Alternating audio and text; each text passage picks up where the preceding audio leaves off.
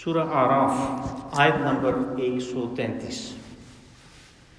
اعوذ باللہ من الشیطان الرجیم، بسم اللہ الرحمن الرحیم۔ فأرسلنا علیہم الطوفان والجراد والقمل والضفادع والدم آیات مفصلات فاستکبروا وکانوا قوما مجرمین۔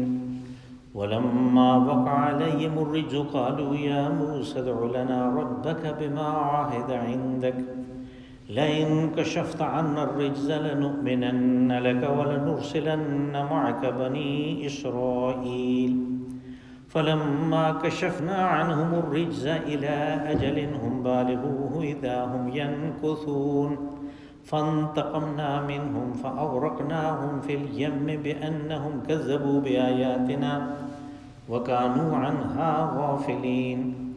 وأورثنا القوم الذين كانوا يستضعفون مشارق الأرض ومغاربها التي باركنا فيها وتمت كلمة ربك الحسنى على بني إسرائيل بما صبروا ودمرنا ما كان يصنع فرعون وقومه وما كانوا يعرشون۔ صدق اللہ العظیم۔ فأرسلنا عليهم الطوفان والجراد والقمل والضفادع والدم آیات مفصلات، پس ہم نے بھیجا ان کے اوپر طوفان اور ٹڈی دل اور جوئیں اور مینڈک اور خون۔ یہ واضح نشانیاں تھیں جن کی تفصیل دوسری جگہ پہ ہے۔ فاستکبروا وکانوا قوما مجرمین، لیکن انہوں نے ماننے سے استکبار کے ذریعے انکار کیا، تکبر کیا اور نہیں مانا، اور یوں وہ مجرم ٹھہرے۔ ولما وقع علیہم الرجز قالوا یا موسى ادع لنا ربک بما عاہد عندک، اور جب کبھی بھی ان کے اوپر کوئی اس قسم کا عذاب مسلط ہوتا تو وہ موسیٰ علیہ السلام سے درخواست کرتے کہ موسیٰ دعا کرو اپنے رب سے، اس لیے کہ وہ تیری سنتا ہے۔ لئن کشفت عنا الرجز لنؤمنن لك ولنرسلن معك بنی اسرائیل، اگر یہ عذاب ہم سے ٹل گیا تو پھر ہم تیری بات کے اوپر، تیری دعوت کے اوپر ایمان لائیں گے اور بنی اسرائیل کو تیرے ساتھ روانہ بھی کر دیں گے۔ فلما کشفنا عنہم الرجز الی اجل ہم بالغوہ اذا ہم ینکثون، تو جب بھی ہم نے وہ عذاب ٹال دیا، وہ سختی دور کر دی، تو انہوں نے ایک مقررہ وقت تک عذاب اپنے ٹالا، ایک مقررہ وقت تک، اور انہوں نے عہد کو توڑ دیا۔ فانتقمنا منہم فاغرقناہم فی الیم، اس کی ہم نے انہیں سزا دی اور پھر فرعون کو اور اس کے ان سب کو ہم نے سمندر میں غرق کر دیا۔ بِأَنَّهُمْ كَذَّبُوا بِآيَاتِنَا وَكَانُوا عَنْهَا غَافِلِينَ، اس لیے کہ انہوں نے ہماری ان نشانیوں کو جھٹلایا اور وہ بے پرواہ بنے رہے۔ وَأَوْرَثْنَا الْقَوْمَ الَّذِينَ كَانُوا يُسْتَضْعَفُونَ مَشَارِقَ الْأَرْضِ وَمَغَارِبَهَا الَّتِي بَارَكْنَا فِيهَا، اور ہم نے مالک بنایا ان لوگوں کو جنہیں دبا لیا گیا تھا، کمزور کر لیا گیا تھا۔ بہت وسیع زمین کے مشرق اور مغرب کا وہ زمین کہ جس میں ہم نے برکت رکھی ہے۔ وَتَمَّتْ كَلِمَةُ رَبِّكَ الْحُسْنَى عَلَىٰ بَنِي اسرائیل، اور بنی اسرائیل کے ساتھ اللہ کا خوبصورت وعدہ پورا ہوا۔ بما صبروا، اس لیے کہ انہوں نے ثابت قدمی اختیار کی۔ وَدَمَّرْنَا مَا كَانَ يَصْنَعُ فِرْعَوْنُ وَقَوْمُهُ، اور فرعون اس کی قوم کے لوگوں نے جو کچھ بنا رکھا تھا ہم نے اسے تہس نہس کر دیا۔ وَمَا كَانُوا يَعْرِشُونَ، اور اس میں ان کے وہ باغات بھی شامل تھے جنہیں وہ درختوں کے اوپر ٹٹیوں پہ چڑھا کے رکھتے تھے۔ یہ بنی اسرائیل کی اور فرعون کی تاریخ کا یہاں پہ آج کے اس درس کے بعد وہ باب ختم ہو جاتا ہے کہ جس میں حضرت موسیٰ علیہ السلام کی اور بنی اسرائیل کی وہ سرگزشت ہے جو ان کے ساتھ مصر میں ہوا۔ اس کے بعد بنی اسرائیل کا دوسرا دور شروع ہو جاتا ہے، فرعون غرق ہو گیا۔ اس کی غرقابی کا قصہ اگلے درس میں انشاءاللہ آئے گا، اور جاتے جاتے یہ بھی آپ کو بتا دوں کہ وہ درس انشاءاللہ بشرط زندگی 3 جون کو ہوگا۔ تو وہ اس میں آئے گا۔ یہاں پہ بنی اسرائیل کے ساتھ جو آخری مصر میں جو کچھ ہو رہا ہے اور فرعون کے ساتھ، اس کا تذکرہ ہے۔ تو اللہ رب العزت نے، جیسے میں نے پہلے بھی گزارش کی تھی، کہ جب رسول اپنی دعوت کا آغاز کرتا ہے تو اطراف و اکناف سے اللہ کے جو مختلف لشکر ہیں وہ اس دعوت کی حمایت میں، اس کی تائید میں اتر آتے ہیں۔ اور جب اللہ کے لشکر میدان میں آئے تو پھر صرف شکست ہوتی ہے۔ جس کے لیے خلاف وہ میدان میں آئے وہ صرف شکست کھاتا ہے، وہ اس کو ساتھ لڑائی نہیں کر سکتا، وہ اس کے اوپر فتح نہیں پا سکتا، وہ اس کو مغلوب نہیں کر سکتا۔ ہمارے ساتھ یہ معاملہ گزر رہا ہے۔ ہم کیا چیز ہیں جو اپنے آپ کو بہت بڑا کہتے تھے، بڑی ٹیکنالوجی، بڑا ہم نے یہ کر لیا وہ کر لیا، آپس میں ان کا اختلاف ہے۔ ایک یونیورسٹی والے، ایک سائنسدان ایک بات کہہ رہے ہیں، دوسرے دوسری بات کہہ رہے ہیں، ان کو سمجھ نہیں آتی اللہ کے اس لشکر کا کیا کیا جائے۔ اللہ پاک نے فرمایا فارسلنا علیہم الطوفان۔ یہ جو یہاں پہ 5 عذاب گنوائے گئے ہیں، اس کے آخر میں یہ بات آئی جو آخری سطر میں ہے، آپ دیکھیں تو آیات مفصلات، یہاں جو لفظ مفصلات ہے یعنی جس کی تفصیل بیان ہوئی، اس کا مضاف محذوف ہے۔ تفصیل کہاں ہے؟ اکثر و بیشتر یہ ہوتا ہے کہ ہم جب غور کرتے ہیں تو دوسری جگہ پہ قرآن پاک میں مل جاتی ہے وہ بات، اور جیسے قرآن پاک میں ایک اصول ہے یفسر بعضہ بعضا، لیکن ان کی تفصیل قرآن پاک میں نہیں ہے کہ طوفان آیا وہ کس قسم کا طوفان تھا، کتنے ایریے میں آیا، دن کے وقت آیا، رات کے وقت آیا، کیا ہوا، جوئیں پڑ گئیں، کس کس کو پڑیں، کون بچ گئے، یہ تفصیل ساری کی ساری آپ کو تورات میں ملیں گی۔ تورات میں جو کتاب خروج ہے اس کے باب نمبر 8، 9 اور 10 میں صرف یہ واقعات ہیں جو فرعون کے ساتھ ہوئے، اور ایک زمانہ گزرا، یعنی ایک وقت تھا، یہ کوئی ایک دن کی بات نہیں ہے، ایک سال کی بات نہیں ہے، ایک زمانہ ہوا، اور پہلے ایک بات ہوئی، پھر دوسری ہوئی، پھر تیسری ہوئی، پھر چوتھی ہوئی۔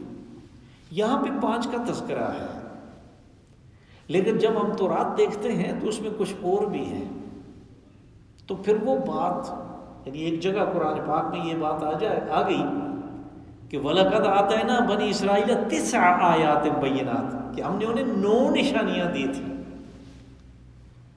تو یہاں پہ صرف مفصلات کہہ کے اس بات کو چھوڑ دیا کہ جس کو دلچسپی ہے کہ اور ان کے ساتھ کیا کیا ہوا، اس لیے کہ سبق کے لیے یہی چیزیں کافی ہیں، نصیحت کے لیے، تذکر کے لیے، عقل کو استعمال کرنے کے لیے یہی کافی ہیں۔ اگر کسی کو مزید تفصیل چاہیے تو وہ تورات دیکھ سکتا ہے۔ تو اس کے کتاب خروج میں باب نمبر 8، 9 اور 10 میں یہ مکمل تفصیلات ہیں۔ اللہ پاک نے فرمایا کہ ہم نے ان کے اوپر طوفان بھیجا۔ اب یہ طوفان جو ہے وہ اس طرح کا تھا جیسے تورات میں ہے، اور میں سمجھتا ہوں کہ چونکہ اس کے ساتھ کوئی نفع نقصان وابستہ نہیں تھا، اس لیے ترجموں کی وجہ سے تو جو غلطیاں ہوئیں اس لیے کہ وہ بہت زیادہ ادھر ادھر ہوتے رہے، کس کس زبان سے ہو کے اردو میں پہنچے، جو میرے پاس ہے وہ اردو میں ہے، تو اس میں ترجمے کی وجہ سے جو کچھ ہوا، لیکن چونکہ بنی اسرائیل کا اس میں نفع نقصان کوئی نہیں تھا، اس لیے میں یہ سمجھتا ہوں کہ انہوں نے اس کو تبدیل نہیں کیا، کہا ہم نے اوپر طوفان بھیجا۔ وہ طوفان اس طرح کا تھا کہ جیسا مصر میں اس سے پہلے نہ کبھی آیا نہ کسی نے دیکھا، اور اس طوفان میں جب کہ ان کے باغات تیار تھے وہ سارے پھل گر گئے، فصلیں ساری تباہ و برباد ہو گئیں، تو یعنی قحط کے آثار جو ہیں ان کو سامنے نظر آ گیا کہ اب یہ چیز نہیں ہے تو ہم کیا کریں گے۔ پھر اس کے بعد جو کچھ بچ رہا وہ اگلی چیز جو تھی جراد. جراد کہتے ہیں ٹڈی دل کو. یہ اللہ کی طرف سے بہت بڑا عذاب ہے، اور ہم نے اپنی آنکھوں سے دیکھا ہے کہ جب ٹڈی دل کا یہ جو لشکر ہے کسی جگہ پہ آ جاتا ہے تو کیا حشر ہوتا ہے. اس لیے کہ میں جب مکہ میں تھا تو یہ سامنے جو یعنی ریڈ سی کے اس پار جو سوڈان وہ مصر کا علاقہ ہے وہاں سے اس زمانے میں وہاں پہ یہ تھی. پھر سمندر کو کراس کر کے یہ آ گئی سعودی عرب کے ساحل پہ، اور سمندر کو پار کرتے ہوئے ان کو فرق نہیں پڑتا، ان کی تعداد میں اضافہ ہوتا ہے، اس لیے کہ یہ سفر کے دوران ایک دوسرے کے اوپر انڈے دے دیتی ہیں. ان انڈوں سے بچے نکل آتے ہیں، وہ بچے اڑنا شروع کر دیتے ہیں. تو جو لشکر یعنی ایک طرف سے شروع ہوتا ہے 1 کروڑ میں، وہ جب آ کے دوسری جگہ پہنچتا ہے سمندر کے پار تو وہ 2 کروڑ ہوتا ہے. اور سعودیہ والوں نے کوشش کی کہ راستے میں ان کے اوپر سپرے کر دیا جائے. تھوڑا سا ہی سپرے کیا تو وہ گرے، اور وہ زہریلی چیزیں جو ہیں مچھلیوں نے کھائیں، اور لاکھوں کی تعداد میں وہ جو سمندری حیات تھی وہ تباہ و برباد ہو گئی، اور ان کو کہا گیا کہ یہ کام نہ کرو. پھر جب یہ آ گئے تو وہ جو بدر کے اور رابغ کے اور ان علاقوں کے جو باغات تھے ان کو 5-6 گھنٹوں میں انہوں نے بالکل، کھجور کتنا سخت پتہ ہوتا ہے، چٹ کر دیا. وہ ٹنڈ مٹنڈ بالکل درخت رہ گئے. اور اسی طرح ہمارے سندھ میں یہ پچھلے دنوں آ گیا. تو جس جگہ پہ یہ آ جائے یعنی اس کا مطلب یہ ہوتا ہے کہ یہ قحط کا پیش خیمہ ہے. یہاں پہ طوفان نے پہلے تباہی مچائی تھی، جو بچ گیا اس کے اوپر اللہ نے وہ ٹڈی دل بھیجا، جراد والکمل. اب یہ تو ان کی اکانومی اور معیشت کے ساتھ تھا جو کچھ ہو رہا تھا، تو ان کی اپنی جان کے اوپر پھر اس کے بعد یہ عذاب آیا کہ جوئیں پڑ گئیں. اور یہ جوئیں جو ہیں یہ تو زندہ انسانوں کے کیڑے ہیں ان کو کھانے کے لیے. اس کی خوراک انسان کا خون ہے. اس کو آپ جہاں پہ ہے نکال کے چھوڑ دیں، جس مرضی ٹیمپریچر میں چھوڑ دیں، 1 مہینہ پڑی رہے، وہ مرتی نہیں ہے. وہ بالکل کاغذ کی طرح ہو جاتی ہے، مرتی نہیں ہے. اور کوئی دوسری چیز وہ نہیں کھائے پیے گی. اللہ نے اس بہت ہی کم تر مخلوق کو ایک زبردست قیمتی غذا انسان کا خون رکھا ہے. پھر جب بھی اسے موقع ملے گا یہ شروع کر دے گی اپنا کام، اور یہ چلنا پھرنا شروع کر دے گی. تو قبطیوں کے ساتھ بھی یہی ہوا، یہاں تک کہ فرعون کی داڑھی میں بھی جوئیں پڑ گئی. یہ وہ زمانہ ہے کہ جب فرعون کو داڑھی صاف کروانی پڑی. کہتے ہیں کہ یہ پہلا بادشاہ تھا جس نے اپنی داڑھی صاف کی، لیکن داڑھی صاف کرنے سے وہ کام بنا نہیں، اس لیے کہ کپڑوں میں ہر چیز میں جدھر دیکھو ان کو جوئیں جوئیں تھی. پھر اس کے بعد ان کے اوپر تیسرا عذاب آیا، چوتھا عذاب آیا ضفادع، مینڈک. اور جیسے تورات میں لکھا ہے کہ موسیٰ علیہ السلام نے فرمایا تھا کہ یہ مینڈک تمہارا برا حشر کریں گے. آدمی لقمہ اٹھائے گا تو دیکھے گا کہ اس کے ہاتھ میں جو لقمہ تھا وہ تو ہے لیکن اس کے اوپر ایک مینڈک بیٹھا ہوا. تمہارے پانی کے مٹکوں میں مشکیزوں میں مینڈکیں ہوں گی ہر جگہ. اور یہی ہوا.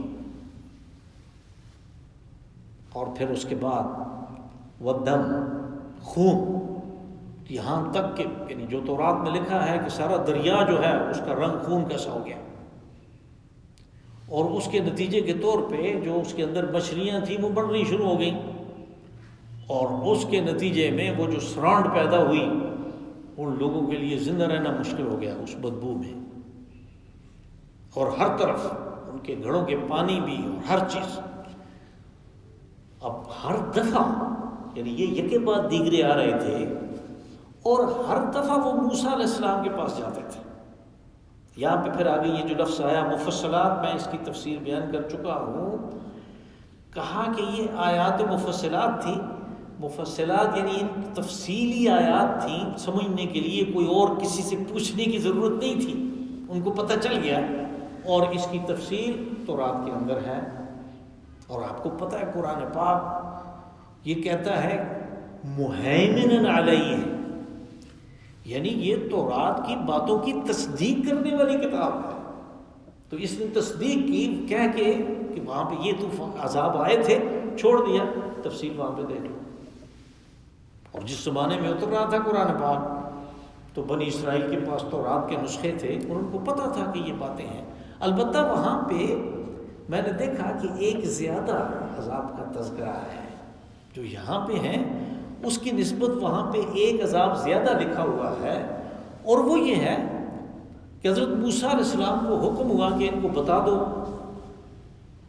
بنی اسرائیل کو، کہ یہ گائے کا جو پہلونٹھا بچہ ہے، یعنی جو پہلا بچہ ہے، اس کی قربانی کریں ہر خاندان والے، اور اس کا جو خون ہے وہ اپنے دروازوں کے اوپر لگا دیں، چوکھٹ کے اوپر بھی اور اوپر بھی، یعنی نشان کے طور پہ لگا دیں.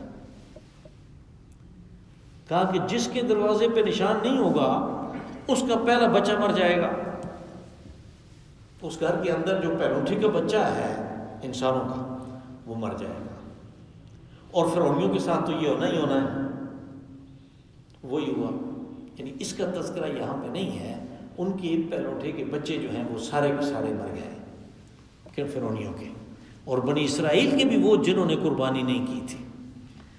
فاستکبروا وکانوا قوما مجرمین، کہا انہوں نے ان کو ماننے سے انکار کر دیا. انکار کی وجہ تکبر ہے، یعنی اس انکار کے راستے میں، اس اقرار کے راستے میں، ماننے کے راستے میں جو چیز آڑے آ رہی ہے وہ یہ ہے کہ غلام قوم کا آدمی ہے، اس کی بات کو مان لیں، اس کو اپنا سربراہ تسلیم کر لیں، اس کو رسول مان کے اس کو لیڈر ماننا پڑے گا. باقی باتیں تو بات کی ہیں تو اس کو ہم نہیں مان سکتے.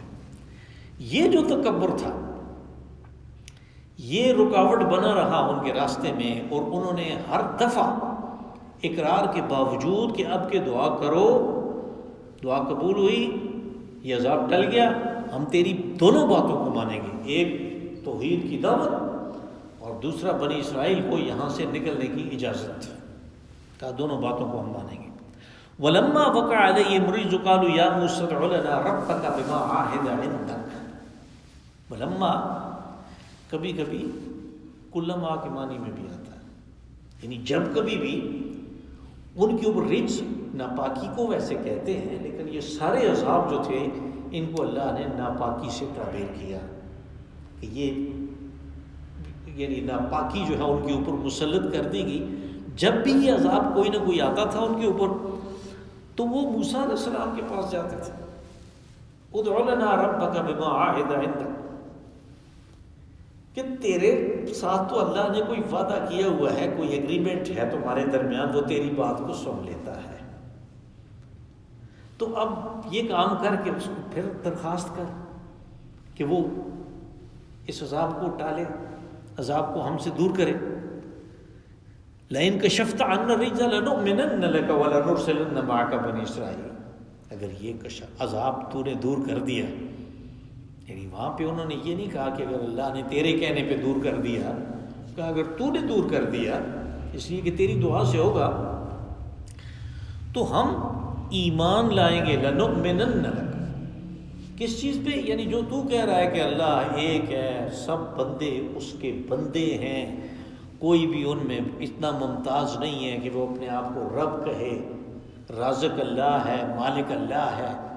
توحید کی جو بات موسیٰ علیہ السلام کرتے تھے، لا الہ الا اللہ، کہ اللہ کے علاوہ کوئی معبود نہیں، کہ ہم یہ بات بھی مان لیں گے. وَلَنُرْسِلَنَّ مَعَكَ بَنِي اسرائیل، اور تمہارا جو دوسرا مطالبہ ہے کہ بنی اسرائیل کو میرے ساتھ جانے دو، وہ بھی پورا کر دیں گے.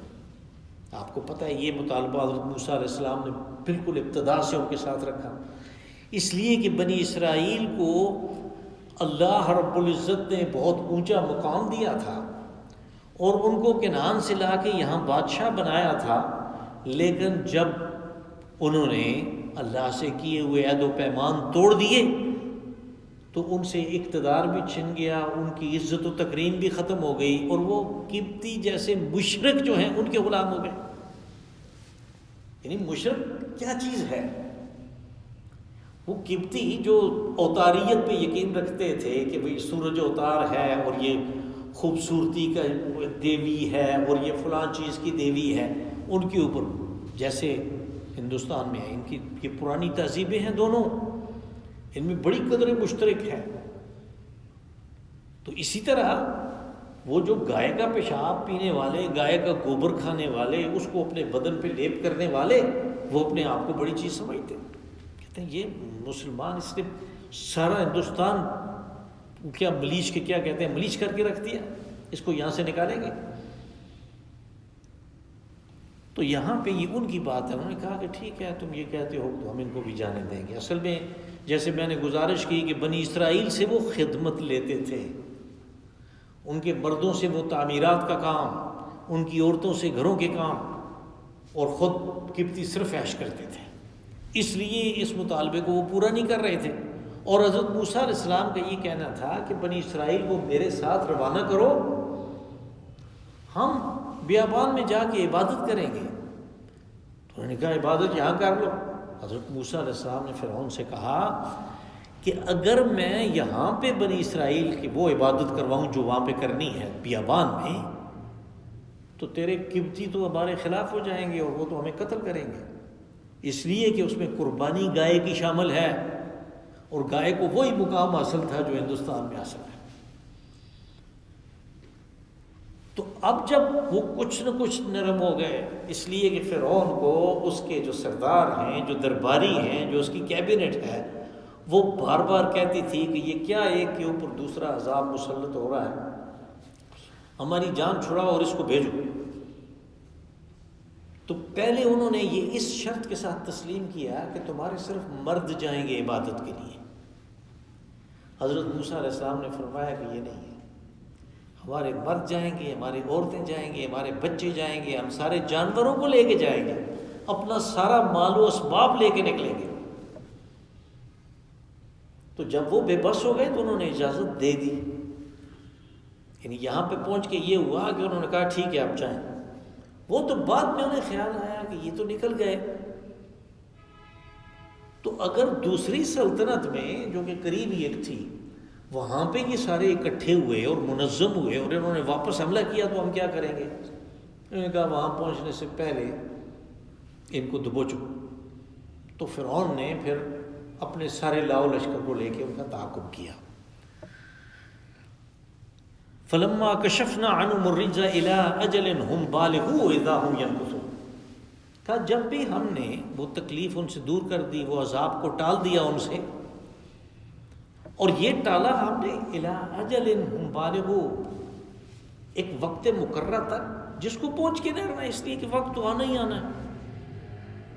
وہ تو اس لیے ٹلتا تھا کہ یہ اپنا وعدہ پورا کرتے ہیں کہ نہیں، ایمان لاتے ہیں کہ نہیں، بنی اسرائیل کو جانے دیتے ہیں کہ نہیں، تو ان کو ملک ملی نہیں تو دوسرا عذاب آ جاتا تھا۔ الی اجل ہم بالغوہ کا یہ مطلب ہے۔ اذا ہم ینکثون، اذا ہم یعنی مان، وہ اپنی وعدہ خلافی کر دیتے تھے، نکث ینکث وعدہ توڑنا، انہوں نے اپنے وعدہ خلافی شروع کر دی، اسی کے ساتھ عذاب ڈالا۔ انہوں نے کہا نہیں یہ جادو ہے، ہم اس کو ماننے کے لیے تیار نہیں ہیں۔ فانتقمنا منہم فاغرقناہم فی الیم، کہا ہم نے ان کے ان کرتوتوں کی وجہ سے انہیں سزا دی، انتقام لیا، یعنی ان کے گناہوں کا جو بدلہ تھا وہ ہم نے دیا، ہم نے انہیں سزا دی۔ وہ سزا کیا تھی؟ فاغرقناہم فی الیم، انہیں سمندر میں غرق کر دیا۔ حضرت موسیٰ علیہ السلام ایک چھوٹے راستے سے بنی اسرائیل کو لے کے خشکی کے راستے سے جا سکتے تھے، یعنی وہ جو علاقہ ہے لیبیا میں آج کل شامل ہے، اور اس میں وہ سمندر کے کنارے، بحر روم کے کنارے بہترین قسم کے موسم بھی ہیں، زبردست پیداوار بھی ہوتی ہے۔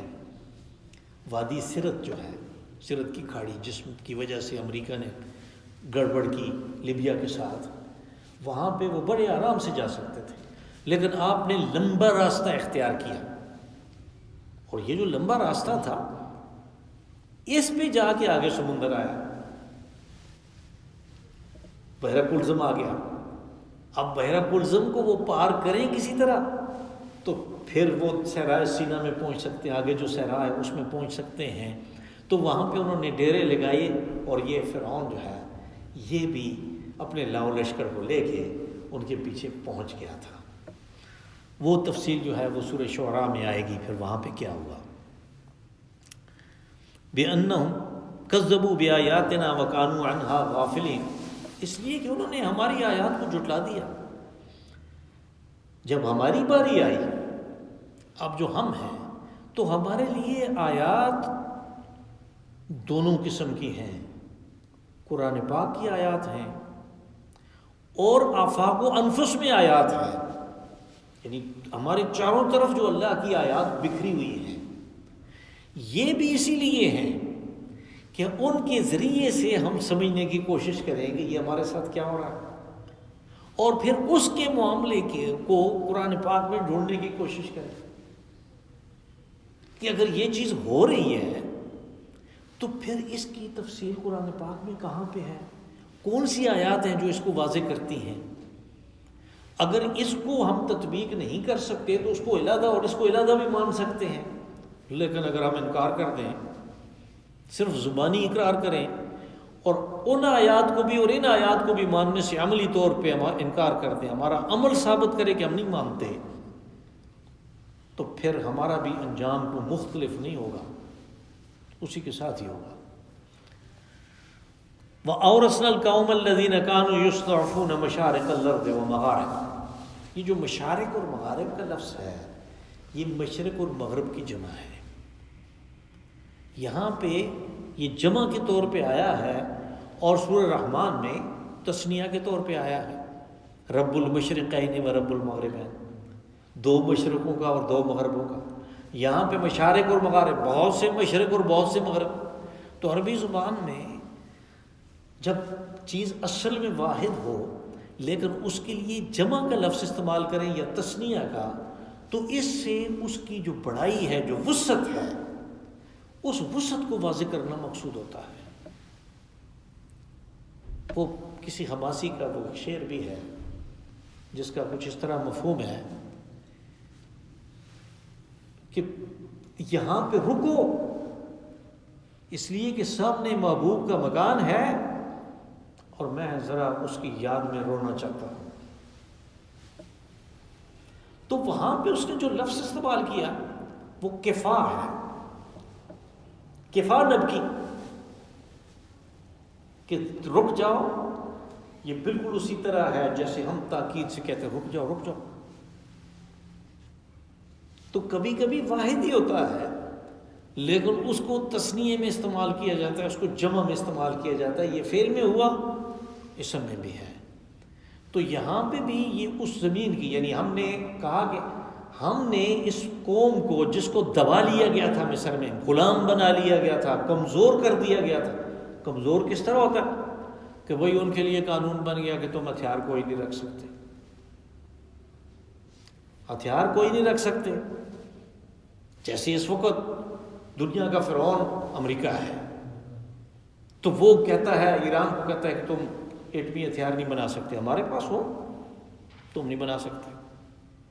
کیمیکل کے لیے اس نے ساری دنیا سے معاہدہ کر لیا کہ تم نہیں کر سکتے، خود کر رہے ہیں۔ بایولوجیکل وارفیئر کے لیے معاہدہ ہو چکا ہے ساری دنیا کے درمیان، کر رہے ہیں۔ وہ دندناتے پھرتے وہ دنیا کے فرعون ہیں، انہوں نے سب کو دبا لیا، دبایا ہوا ہے۔ یہ جو دبائے ہوئے ہیں یہ مستضعفین ہیں، کہا جن کو دبا لیا گیا تھا ہم نے ان کو مالک بنایا، اور اس نے وارث بنایا۔ وارث کیا ہے؟ مالک ہوتا ہے۔ ہم نے ان کو اس زمین کا مالک بنایا جس میں ہم نے برکت رکھی تھی۔ قرآن پاک میں یہ جو ارض مقدس ہے، جو آج کل فلسطین کا علاقہ ہے، جس کے اوپر اسرائیل نے قبضہ کر رکھا ہے، اور یہ جو اردن ہے اور جو شام ہے، یہ سارے کا سارا ارض مقدس ہے۔ اور اس کے لیے ہر جگہ پہ برکت کا لفظ استعمال ہوا کہ یہ برکت والا، اور واقعی بڑا زرخیز ہے، بڑا زرخیز علاقہ ہے سارا. تو کہا کہ ہم نے ان لوگوں کو وہاں کا وارث بنایا. وَتَمَّتْ كَلِمَةُ رَبِّكَ الْحُسْنَى عَلَى بَنِي إِسْرَائِيلَ بِمَا صَبَرُوا. اور اللہ کا جو خوبصورت وعدہ تھا اس کو، یعنی ربک الحسنى، کلمۃ ربک الحسنى، خوبصورت وعدہ اس لیے کہا کہ وہ بڑا ہی خوشنما نظر آتا تھا، خاص طور پہ ان لوگوں کو جن کے پاس کچھ بھی نہیں ہے، ان کو آپ کہیں کہ آپ کو اس کا مالک بنایا جائے گا اس چیز کا، تو ان کے لیے وہ بڑی خوشنما بات تھی. کہا کہ اللہ کا وہ وعدہ جو ہے وہ پورا ہو گیا، اس نے وعدہ پورا کیا. اب یہاں پہ یہ بات ہے کہ اللہ کا وعدہ پورا ہوا تو ایسے یہ بات نہیں سمجھنی چاہیے کہ جو ہی وہ گئے وہ مالک بن گئے. نہیں، 40 سال تو وہ صحرا میں بھٹکتے رہے. یتیہون فی الارض فلا تأس علی القوم الکافرین فاسقین، کہ بھٹکتے رہو یہاں پہ 40 سال، اس لیے کہ انہوں نے انکار کیا آگے بڑھ کے لڑنے سے، اور بغیر لڑائی کے تو ان کو مالک نہیں بنایا جا سکتا تھا. اور پھر وہ ساری کی ساری نسل جو ہے وہ ختم ہو گئی اس 40 سال میں، یہاں تک کہ حضرت موسیٰ علیہ السلام اور حضرت ہارون علیہ السلام کا انتقال ہو گیا صحرائے طیہ میں. اگلی نسل جو تھی اس نے یوشع بن نون کی سرکردگی میں آگے بڑھ کے حملہ کیا ارض مقدس پہ، اور پہلے شہر عریخہ پہ قبضہ کیا، وہاں پہ اسرائیلی سلطنت کی بنیاد رکھی، اسلامی سلطنت کی. پھر یہی سلطنت پھیلتی گئی یہاں تک کہ حضرت سلیمان علیہ السلام کے زمانے میں یہ دنیا کی سب سے عظیم سلطنت ہوئی، سپر پاور ہوئی. یہاں پہ یہ اس وعدے کا تذکرہ ہے کلمۃ ربک الحسنى، یعنی یہ مان پورا نہیں ہوا، اس کو پورا ہونے میں کتنے سال لگ گئے. اس لیے کہا کہ یہ اس لیے ان کے ساتھ یہ وعدہ پورا ہوا کہ انہوں نے استقامت اختیار کی. یعنی ہم جب بنی اسرائیل کی بات پڑھتے ہیں تو اکثر و بیشتر اس میں یہ ہوتا ہے کہ بس وہ ایک بات کو بھی نہیں مانتے تھے کہ، لیکن انہوں نے گھروں سے وہ نکلے، سمندر کے کنارے پڑے ہوئے ہیں، پیچھے فرعون کا لشکر ہے، ان کے پاس اسلحہ وغیرہ کچھ بھی نہیں، وہ زبردست مسلح ہے، موسیٰ علیہ السلام کے ساتھ کھڑے. اگرچہ انہوں نے کہا کہ یہ کہاں پھنسا دیا تم نے،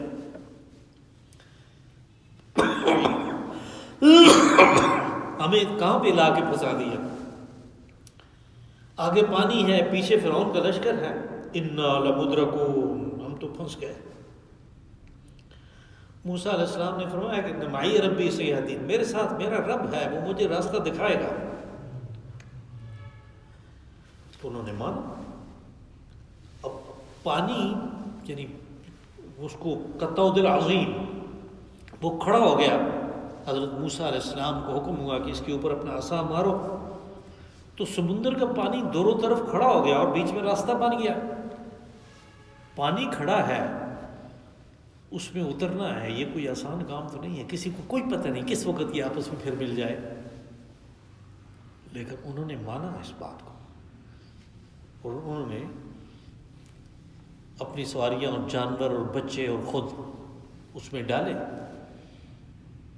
اور پھر بنی اسرائیل نے، اگرچہ وہ نسل نہیں اگلی نسل تھی، جب ان کی تنظیم ہو گئی اور صحرا میں وہ کندن بن گئے تو انہوں نے آگے بڑھ کے حملہ کیا. تو یہ سارے وعدے اللہ کے ان کے ساتھ پورے ہوئے بما صبروا، اس لیے کہ انہوں نے ثابت قدمی اختیار کی. وَدَمَّرْنَا مَا كَانَ يَصْنَعُ فِرْعَوْنُ وَقَوْمُهُ وَمَا كَانُوا يَعْرِشُونَ. کہا ہم نے تہس نہس کر کے رکھ دیا، دمرنا، کہ فرعون نے جو کچھ بنایا تھا، اور دوسری چیز کہا وَمَا كَانُوا يَعْرِشُونَ، جو وہ اونچی جگہوں پہ چڑھاتے تھے. اونچی جگہوں پہ عرش، اونچی کو کہتے ہیں یارشون، تو وہ جو انگور ہے اس کو اونچا چڑھاتے ہیں، اور وہاں پہ انگور کی پیداوار بہت زیادہ تھی. اور یہ وہی لوگ ہیں کہ جو یعنی اس سے شراب تیار کر کے نشہ کرتے تھے. آپ کو یوسف علیہ السلام کے واقعہ میں کہ جب کہ وہ اسی ملک مصر میں قید تھے، وہ اس یعنی جو دو آدمی جیل خانے سے آئے تھے، جیل خانے میں جنہوں نے خواب اپنی بتائی تھی، تو ان میں سے ایک نے کہا کہ میں دیکھتا ہوں کہ میں شراب انگور کو نچوڑ رہا ہوں. یعنی یہ علاقہ اس چیز کے لیے بہت مشہور ہے کہ انگور کی پیداوار ہے اور اس سے وہ شراب بناتے ہیں. تو یہاں پہ ان دونوں چیزوں کا تذکرہ ہے. ایک تو وہ تعمیرات، ما کان یصنع فرعون، جو فرعون بناتا تھا وہ بھی، وما کانوا یعرشون، اور جو ان کی زراعت تھی وہ ساری کی ساری ہم نے تہس نہس کر کے رکھ دی. بنی اسرائیل کو دوسری جگہ دے دی اور ان کو تباہ و برباد کر دیا. یہ کیسے تباہ و برباد ہوئے، پھر کون اس پہ حکمران ہوا، یہ تاریخ کا معاملہ ہے اور ہمارے دروس کی حدود سے یہ کام باہر ہے. اللہم صلی وسلم وبارک وانعم علی عبدک ورسولک ونبیک محمد صاحب المقام المحمود والحوض المورود وعلی